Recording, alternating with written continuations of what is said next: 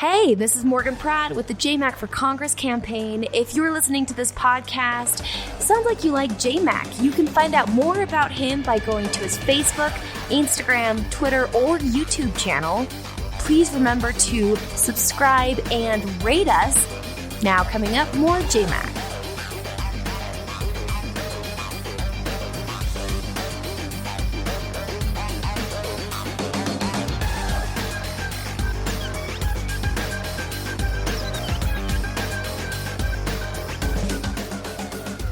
Hello and welcome into another edition of the JayMac podcast. This edition is going to be more about things that I've learned as a candidate for Congress. I am getting a tremendous education. I will let you know I'm having an amazing time meeting all of the voters of Utah District 4, all of the mayors. It's just been an incredible, incredible journey and pleasure. And I'm so thankful to anybody who has received us so well. But I'm also getting an education about things that I believe speak to the core of our problems right now in Washington, D.C. And this one is something we've talked about a little bit before in previous podcasts, but it has to do with money. Money wins elections. People who are able to raise the most money are able to generate the most name recognition, attack their opponents, and then they're able to win. And so the question is, who's paying for these elections? If you find out who's paying for elections, then you find out where the loyalty comes from for a representative. Are they loyal to the voter, or are they loyal to the person writing them the biggest checks? Well, here's a couple of things that I want you to know about running for Congress. I am completely limited on how much money I can raise from an individual. It's $2,800 per election cycle. So $2,800 for the primary, $2,800 for the convention, and then $2,800 for the general. So the most that I can take from any single donor is $8,400. Now, I want you to do some simple math with me here. If the most that I can take is $8,400 per person, and the estimates are that to win a primary election, it's going to cost around $1.3 million. How am I going to raise those monies? Now, the average general election, like people are telling me that to win Utah 4, it's going to cost upwards of $10 million. Now think about that level of money when the most that you can raise from any one person is $8,400. That is really eye-opening and shocking, I think, to a lot of people hearing this. So one of the things that I've learned is that because in the House of Representatives, you have to run every 2 years, which, let's be honest, that should be changed, that congressmen spend a huge amount of their time while they're in Washington meeting and calling wealthy donors because they have to get ready for the next election. In fact, I saw one survey that said that the average congressman spends 30 hours a week while they're in Washington.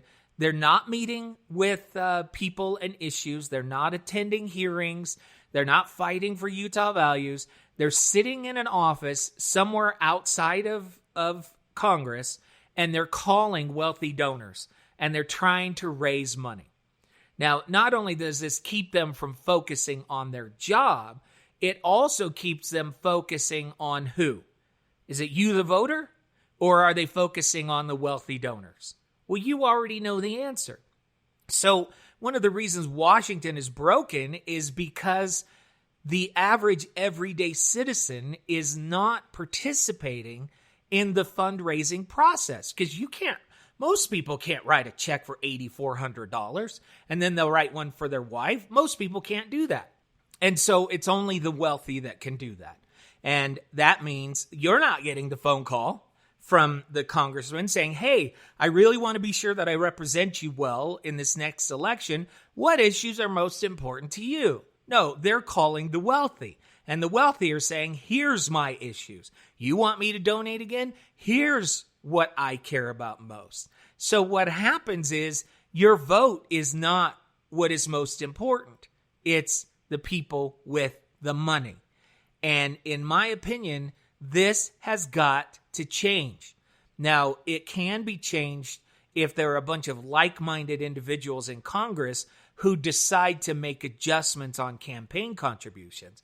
But until then, I have to play in the realm of reality. I have to sit here and ask myself, how am I going to win this election? Am I going to go and cater to the wealthy? Am I going to go and approach the super PACs and the special interest groups? And am I going to go and seek outside money that isn't from Utah? Well, I don't want to do that. I want to create real change in Washington. I don't want to be beholden to these groups. You know, one of the things that people ask me the most is they're like, JayMac, we think that you're an honest guy, but we've seen it before. A good, honest person goes back to Washington, D.C., and within a single election, they've changed. And you can tell that they're now not looking to the voter, they're catering to other people. How are you, JayMac, not going to do that? Well, I can already feel that pull, right? Who am I going to cater to? And so I've decided that we have to change as a people. And I've decided, and I've looked at this every other way, and I'd love your feedback and your ideas on this, but I've come to the conclusion that if the everyday average voter is not going to get involved in the fundraising process of campaigns, then there will never, ever be the type of change that we really want in Washington. And so I've racked my brain and I've thought about it, and I'm like, how can we come up with a system where people who are not of significant means can participate in this process? And we've come to the conclusion that most people, given the right circumstances, can make a small monthly donation. And so we set up the JayMac Keystone Club. And the idea is simple, $10 a month. $10 a month from you can help us take back Washington.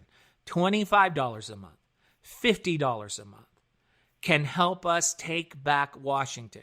Because if you think about it, if over the months of the campaign, and then if I do get to go to Congress and over the years of being in Congress, if we are raising monthly donations from people like you, then we won't have to spend 30 hours a week calling the wealthy and begging them to donate again.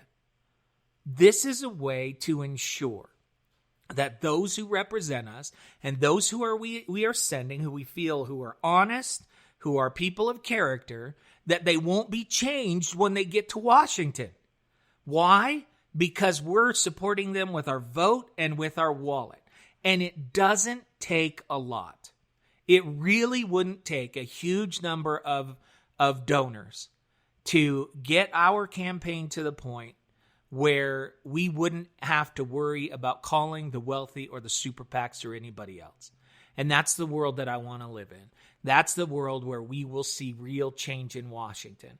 So I'm asking you, if you are listening to this, to please consider going to jaymacforutah.com/keystone.html, and Morgan will put a link to that in this podcast description, and just commit to a monthly donation. $10 a month really can make a difference. I believe that. I think it's a solution that we can all get behind. And then we've added some great rewards. We're calling it, again, the Keystone Club. And depending upon the level of donation, we're throwing you some swag and some perks as well to make it a little bit, more fun. But the bottom line is, I'm racking my brain every single day asking the question, how can I bring real change to Washington? If I have to follow the traditional fundraising path, then I don't know that we'll be able to do it. So I'm asking you to please consider this idea. Please join the Keystone Club and make it so when I'm in Washington, I know this is going to sound crazy, but so that when I'm in Washington, I'm actually fighting for Utah values as opposed to calling the wealthy and begging them for more money.